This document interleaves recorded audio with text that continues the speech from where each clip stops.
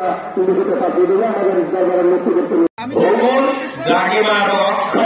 যদি আপনি হিসেব করেন, দ্রাঘিমার হিসেব অক্ষের হিসেব একত্রিত করলে আমরা দেখব যে অবশ্যই বাংলাদেশ মক্কা শরীফের 3 ঘন্টা 20 মিনিট 48 সেকেন্ড আগে ঢাকায় সেহরি হয়, ইফতার হয়, ফজর হয়, জোহর হয়, আসর, মাগরিব, ইশা হয়, জুমা হয়, শুক্রবার, ঈদ হবে।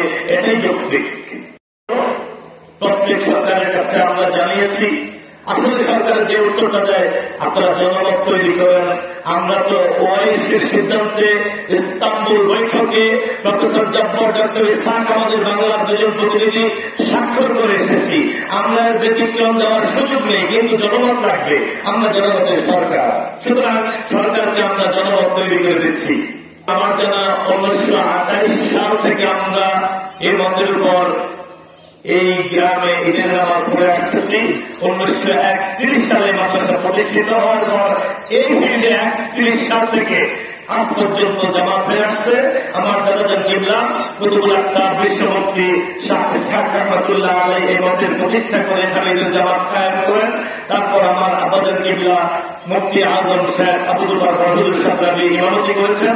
বর্তমানে আমি মোহাম্মদ আরিফ চৌধুরী এই ঈদগাহে ইমামতি করে আসতেছি।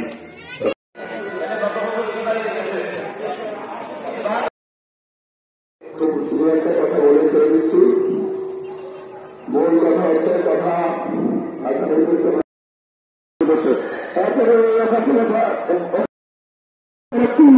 ঐক্যমতের সিদ্ধান্ত হচ্ছে এক জায়গায় দেখে সব জায়গায় পালন করতে হবে।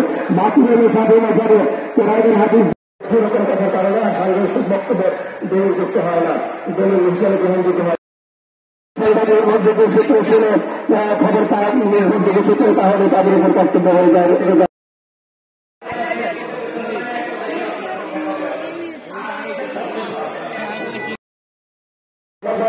স্বাক্ষর হিসাবে কথা বলেছেন, আর এই দিনের ব্যাপারে স্বাক্ষর 2 জনের মাঝে যেহেতু করা যাবে, সুতরাং তার দেখাটা